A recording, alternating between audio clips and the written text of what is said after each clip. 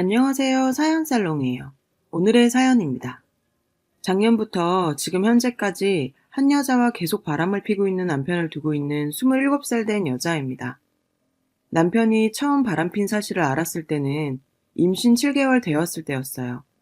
잦은 야근 출장, 하는 일이 대부분 현장 일에 야근이 많아 바쁜가 보다 했었는데 저도 눈치백단인지라 좀 수상해서 뒤를 캐보니 여자가 있더군요.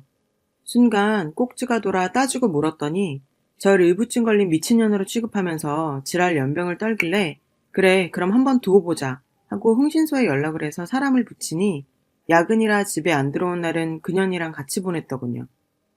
사진을 그 면상에 던지면서 어디 한 번 더 미친년 만들어 보라고 하니까 무릎 꿇고 빕디다. 한 번만 봐달라고 부모님께 말하지 말아달라고. 부모? 부모? 지금 부모 생각하는 거냐? 그래도 애도 생기고 했으니 그래 내가 병신같이 한 번이니 봐주마. 한 번 더 이런 일이 있을 시에는 정말 넌 인간도 아니다. 으름장 놓고 지켜보기로 했습니다. 그리고 한 달 뒤 왠지 찜찜한 느낌이 또 들어 온갖 수당 방법 다 동원해서 남편 SNS 비번을 알아내서 들어가 보았더니 그년 사진은 비밀폴더 만들어 놓고 버젓이 띄어져 있고 그년하고 비밀글로 주고받은 내용들. 남편 놈 말을 믿어주는 게 아니었는데. 뒤늦은 후회하다 스트레스에 결국 조기진통 와서 2달이나 더 있다 나와야 할 내 자식이 그렇게 나왔습니다. 애기 턱관절이 덜 발달돼서 모유수유는 하지 못할 것 같다는 병원 측 말에 모유수유 끝까지 하며 고이고이 길러볼 거라 다짐했던 저는 속이 뒤집혀 더 부글부글 끓어올랐고 병실에 누워있는 저를 보고 아무 일 없단 듯이 쳐 웃으면서 아들이야 라며 싱글벙글인 그 자식 얼굴에 귀싸대기를 후려 갈겼더니 저더러 미쳤냐고 또 지랄합니다.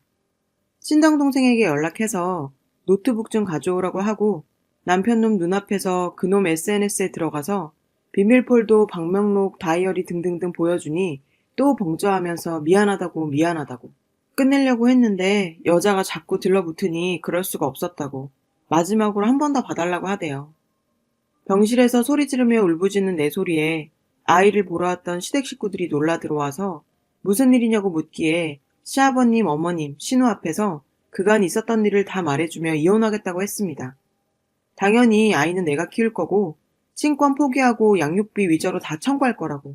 더러워서 더 이상 못 살겠다고 하니 시아버님이 무릎을 꿇으며 자기를 봐서라도 마지막으로 한 번만 봐달라고. 이제 막 태어난 아기를 봐서라도 애가 무슨 죄가 있냐고 그러면서 앞으로는 그런 일 없도록 당신이 단속하겠다고 며느리 앞에서 시부모님이 무릎 꿇고 손까지 싹싹 빌어가며 봐달라고 하니 매몰차게 싫다고 못했었네요. 그때 끝냈어야 하는 건데. 그 일이 있고 난 후에 남편한테 한 달에 한 번씩 통화 내역서와 수시로 핸드폰, 이메일, 그리고 SNS 들락거릴 테니 그런 줄 알라고 하니 그렇게 하라고 했어요. 절대 다시는 안 그럴 거라고. 못 믿겠으면 너 보는 앞에서 전화해서 다시는 자기한테 연락 못 오게 쌍욕이라도 할 거라면서. 작년 10월부터 지금까지 꼬박꼬박 통화 내역서도 떠오고 다 확인시켜주고 SNS는 아예 폐쇄시켰길래 이제 정신 차렸나 싶었죠. 저도 정말 순간 믿을 뻔했으니. 근데 여자의 직감이랄까? 느낌이 계속 찝찝한 게 이상한 겁니다. 신랑과 같이 있을 때 처음 보는 번호가 찍힌 전화가 온다거나 발신자 미확인으로 전화가 온다거나. 그래서 추적을 해봤죠. 신랑 명의로 핸드폰이 2대가 더 개통되어 있는 겁니다. 하나는 신랑, 하나는 그년이. 그렇게 또 눈 가리고 아웅했던 거죠. 이제 이혼을 해야겠죠. 28일이 아이 돌잔치인데 돌잔치가 끝나고 제대로 터뜨릴 생각입니다. 이번엔 어떤 변명들로 연기를 해댈지 기대도 되네요. 저와 비슷한 경험을 하신 여성분들은 어떻게 대처하셨나요? 사진들과 통화 내역서, 문자 내역성 같은 증거들로 소송하면 증거로 채택이 되나요?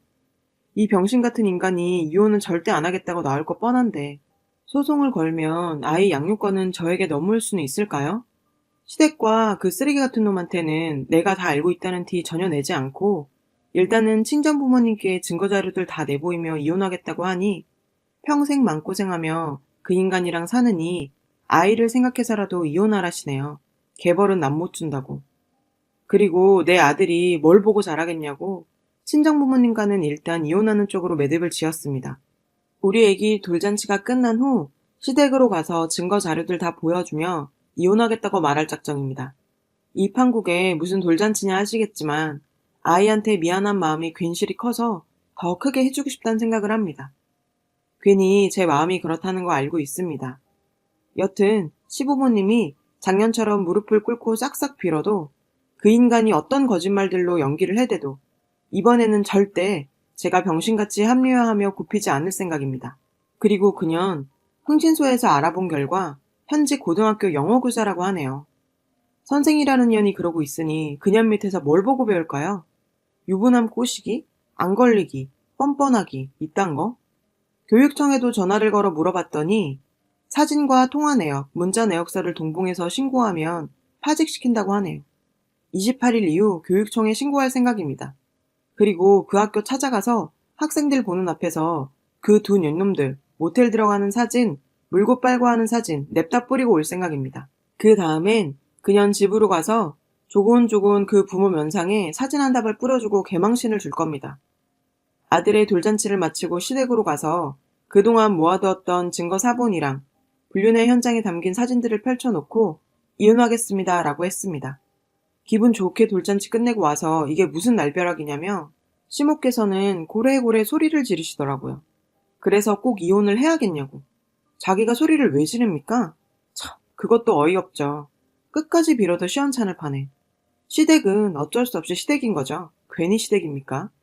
그래서 이혼하겠다고 이번엔 용서해주고 싶은 마음도 같이 살고 싶은 마음도 없고 그리고 하나밖에 없는 내 아들 이런 남자와 키우고 싶지 않다고 했더니 이혼할 때 하더라도 아이는 내놓고 가라시더라고요. 정신 나간 여자처럼 한참을 웃고 이렇게 나오실 줄 알았다고 변호사와 미리 작성해놓은 소장을 보여드렸죠. 여기서 합의를 보지 못하면 소송도 마다하지 않겠다고 했습니다. 시부께서는 할 말이 없으시다며 자리를 박차고 나가셨고 신우는 언니 한 번만 더 생각을 해봐 라며 절 설득시키더군요. 그 쓰레기 같은 남편이란 놈은 입을 강력본드로 쳐발랐는지 계속 아무 말 없이 앉아있고 더 앉아있을 가치도 없어서 저는 아이를 데리고 나와버렸어요. 아이는 놓고 가라는 미친 것 같은 시모 때문에 현관 앞에서 실갱이가 있었지만 밖에서 기다리고 계셨던 저희 친정부모님과 엎치락 뒤치락 하다가 아이는 제가 데리고 나왔네요. 제가 제시한 위자료와 아이의 친권 그리고 양육비에 관한 사항들 잘 살펴보라며 뒤도 안 돌아보고 왔습니다. 마음이 너무 홀가분하네요. 내일 변호사와 의논해 교육청에도 그년의 불륜 증거들 제출하고 앞으로 2번 다시 교단에 설 수 없을 정도로 만들 생각입니다. 물론 정신적인 피해 보상과 함께 고소장을 만들 거고요. 어제 그 부모 앞으로 사진들 퀵으로 보냈고 물론 제 연락처까지 동봉해서 할 말 있으면 하라고 했습니다. 그년 부모 만나서 얘기하자네요. 그래서 오늘 11시에 그 부모 만나고 왔어요. 저는 전혀 책 잡힐 일이 없는 관계로 혼자 나갔습니다. 그쪽은 부모 둘이 나왔고요. 일단 자리에 앉으니 자식을 잘못 키운 자기들 탓이라며 한 번만 너그럽게 용서를 해달라고 해요. 다시는 이런 일 없도록 단속 잘하면 살겠다고. 어렵게 공부해서 선생까지 됐는데 이번 일로 학교에서 나오게 되면 소문이 나서 어디든 갈 곳이 없다고. 봉투를 내밀면서 이걸로 합의를 해주면 안 되겠냐고 하길래 씩 웃으면서 그 봉투를 들며 확인을 했죠. 아니나 다를까 돈 봉투. 1000만원짜리 수표 5장이 들어있는 겁니다. 봉투 안을 확인해보는 저를 보더니 합의를 해주나 싶었는지 좋은 게 좋은 거 아니냐고 그러대요. 그래서 그 돈 봉투에 있는 수표를 꺼내서 그년 애비애밀한 작자 얼굴에 던져버리고 그때부터 제 할 말 다 했습니다. 지금 당신들 딸 입장만 불쌍하고 걱정돼요? 입장을 바꿔 당신 딸이 나와 같은 상황이라면 당신들은 어쩌겠어요? 나는 당신 딸로 인해 내 가정을 잃었고 내 아들은 앞으로 아빠라는 든든한 버팀목을 잃었어요. 그걸 돈으로 떼우려고 하는 당신들 이해도 되지 않을 뿐더러 나와 내 아들을 무시하는 행동인 거 아세요? 이 꼴을 보고 나니 당신들이나 당신 딸이나 똑같은 인간들이라는 생각이 드네요. 나는 절대 합의를 해줄 용의가 없어요. 혹 내가 당신들에게 돈을 받아내더라도 난 법원에서 판결로 받겠어요. 그리고 내 아이도 이 나라에서 커갈 마당에 난 당신 딸 같은 부도덕한 여자가 도단에 서서 아이들을 가르치고 있다는 그 자체 하나만으로 소름 돋고 그 학생들이 뭘 보고 배울까 걱정됩니다. 라고 했죠. 그랬더니 그년 애밀한 사람이 한다는 말이 솔직히 남자가 바람핀 이유가 다 있는 거 아니냐입니다.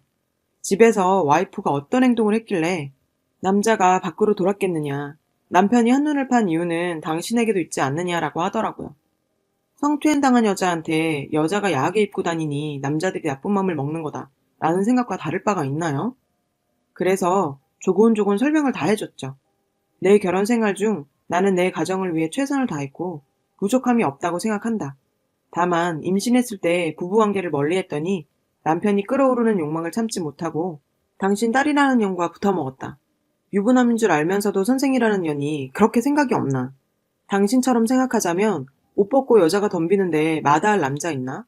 고로 당신 딸은 그런 여자다. 라고 해줬더니 그년 애미란 년 바들바들 떨더군요. 그럼 저한테 좋은 소리 나올 줄 알았나 보죠?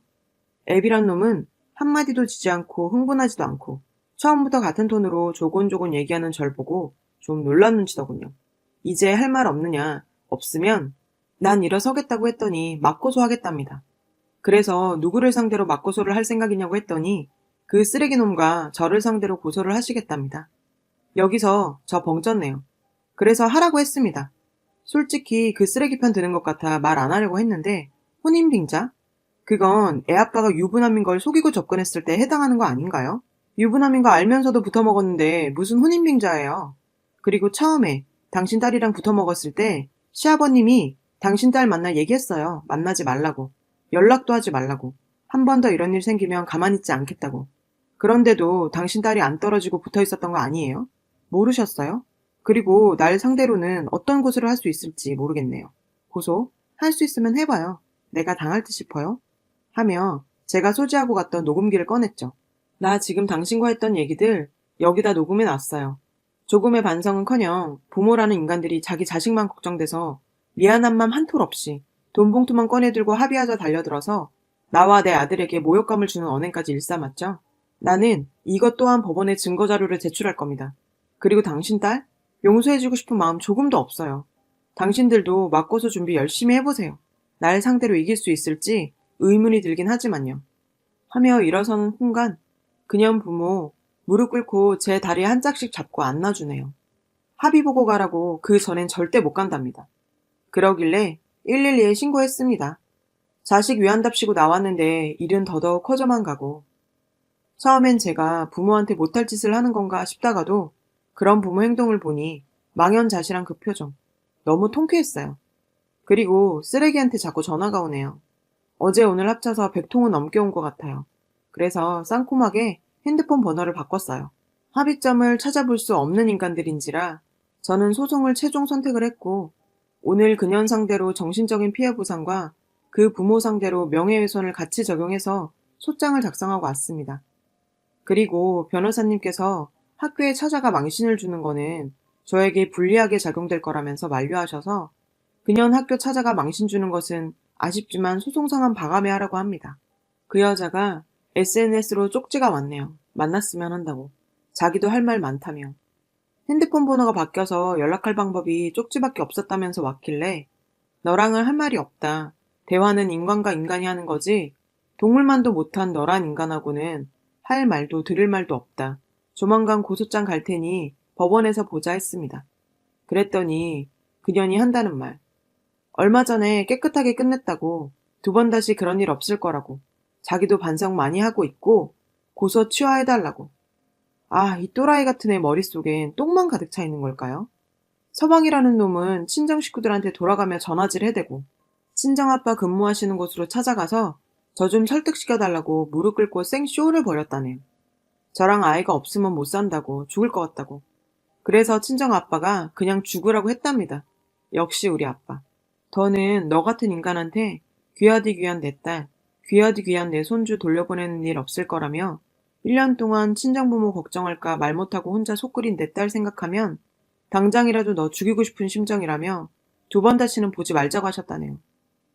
이번 일로 마음에 상처받으신 친정 엄마 아빠께 너무 죄송해집니다. 지금은 그 상간녀에 대해서 법원 출두 명령이 내려진 상태입니다. 현재까지 계속 그 상간녀와 부모라는 사람들에게서 계속 연락이 오고 있고 심지어 지금 제가 거치하고 있는 친정까지 찾아오는 행동까지 서슴지 않고 있습니다. 그리고 남편은 합의 이혼을 해주겠다고 하네요. 어제 시아버님이 잠깐 만났으면 한다고 하셔서 시아버님을 만나고 왔네요. 1년 전 처음 사실을 알았을 때부터 지금까지 있었던 일에 대해 더하지도 빼지도 않고 제 생각과 입장을 다 말씀드렸더니 시아버님께서는 네 입장이 그렇게 확고하니 더 이상 잡지 못하겠다고 하시더군요. 그리고 5대 독자인 아들에 대해서 말씀을 하시더라고요. 그래서 아이는 절대 보낼 수가 없다고 했습니다. 친권 양육권 소송까지 하고 있는 상태라 아버님이 그러시더군요. 아이에게 더 이상 상처를 주고 싶지 않다고. 그래서 아이의 친권과 양육권은 저에게 다 넘기겠다고. 그러니 한 달에 2번 내지 3번은 아이를 보고 싶다고 그러셨습니다. 그리고 저에게 미안한 마음 뿐이시라며 위자료는 신랑 명의로 된 부동산과 적금, 펀드 다 주신다네요. 그리고 아이 양육비로 한 달에 100만 원씩 받기로 했습니다. 그리고 남편 합의 이혼을 조건으로 하는 대신 재결합을 생각해보라고 하더군요. 서류 정리가 끝나고 1년이든 2년이든 자기 했던 모든 일에 대해 반성하며 저와 아이를 기다린다고 하더군요. 결혼 생활을 하면서 저에게 보냈던 모든 생활비와 더불어 아파트, 적금 통장, 펀드 다 제 명의로 옮겨놓겠다고. 그래서 남편에게도 확고하게 말했습니다. 내가 너에게 다시 돌아가는 일은 없을 것 같아. 우리의 결혼 생활 3년 중 2년은 정말 너로 인해서 행복했고 충분했어. 하지만 당신이 나에게 줬던 그 괴로운 1년이란 시간이 결혼 2년과 나의 소중한 시간마저 무색하게 만들었지. 바람 용서하기를 3번. 나도 버틸 만큼 버텼다고 생각해. 이제 당신이란 사람을 더는 믿지도 신뢰하지도 못하겠어. 내가 당신과 그 여자에게 받은 상처가 얼마나 오랜 시간이 흘러야 온전하게 치료가 될 수 있을지 모르겠지만 그 상처가 치료된다고 해도 당신한테 돌아갈 일은 없을 것 같아. 그리고 이렇게 합의 이혼해줘서 고마워. 아이를 가운데 두고 어디까지 서로가 헐뜯고 싸워야 할까. 그간 속으로 많이 아팠어. 하지만 당신이 이렇게 아이와 나를 위해 배려해주니 고맙게 생각해. 그리고 나니 남편이 위자료와 양육비, 친권 포기에 관한 각서를 써줬고 각서를 공증받아 놨네요. 사람이란 게 갑자기 마음이 바뀔 수 있으니까요. 남편과 법원도 다녀왔습니다. 판사님이 이혼을 법적으로 확인시켜주는 순간 이런저런 추억들과 그동안 제가 속끓였던 일들이 필름 지나가듯 지나가더군요. 법원을 나서면서 마지막으로 한 번만 안아봐도 되겠냐고 하는 남편에게 저는 손을 저었어요.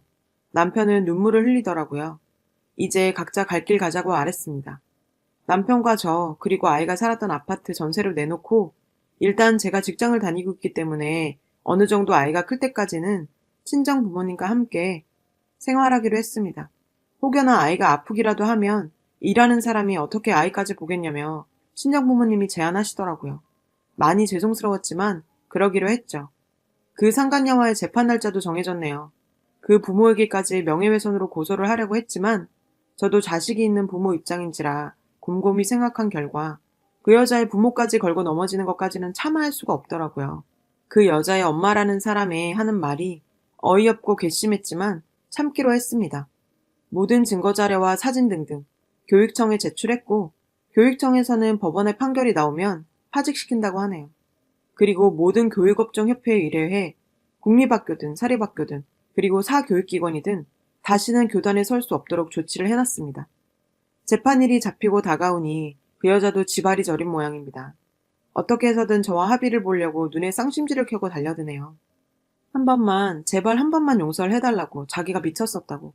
이제 와서 입에 발린 그런 말들로 저의 마음을 움직이라고 하는 그 여자의 심보가 괘씸하기 짝이 없습니다. 3살 버릇 80까지 가고 개버릇 남 못 준다는 말이 있지만 이번에 호되게 당해서 2번 다시는 남의 가정에 불화를 일으키거나 남의 눈에 눈물 나게 하면 지 눈엔 피눈물이 난다는 걸 확실히 알았으면 좋겠어요. 정신적인 피해 보상금으로 1억 원을 요구했어요. 법원에서 그 1억 원을 받아줄지는 모르겠지만 겁이나 먹어보라며. 그리고 제 1년간의 소가리를 어떻게 돈으로 책정할 수 있겠습니까? 소장에는 1억 원도 적은 액수라 했어요. 저와 제 아이, 그리고 친정 식구들이 받은 상처에 비하면 말이죠. 기혼녀들, 더더욱이 아이가 있는 기혼녀들은 저와 같은 상황에 처했을 때 10의 9는 아이 때문에 참고 살아간다는 거 압니다. 그분들 못난 거 아니에요. 어쩌면 더 대단하신 분들입니다. 그리고 제 글을 보며 짠해하거나 하지 말아주세요. 저는 이번 일을 겪으면서 한 걸음 더 제 자신이 성장했다고 생각합니다. 속도 시원합니다. 아들에게는 미안한 감이 없잖아 있지만 훗날 아이가 사춘기에 접어들기 시작한다면 차분하게 얘기해줄 생각이에요. 아빠에 대해 더 나쁘게 말할 생각은 없어요. 아이는 아빠에 대한 배신감은 최소로 가졌으면 해요. 아이에게는 마냥 좋은 아빠로 각인시켜줄 수 없겠지만 말이에요. 긴 글 읽어주셔서 진심으로 마음을 다해 감사드립니다. 여러분, 사연 댓글에 응원과 현명한 조언 부탁드려요. 좋아요와 구독은 저에게 큰 힘이 됩니다. 오늘도 좋은 일 가득하세요.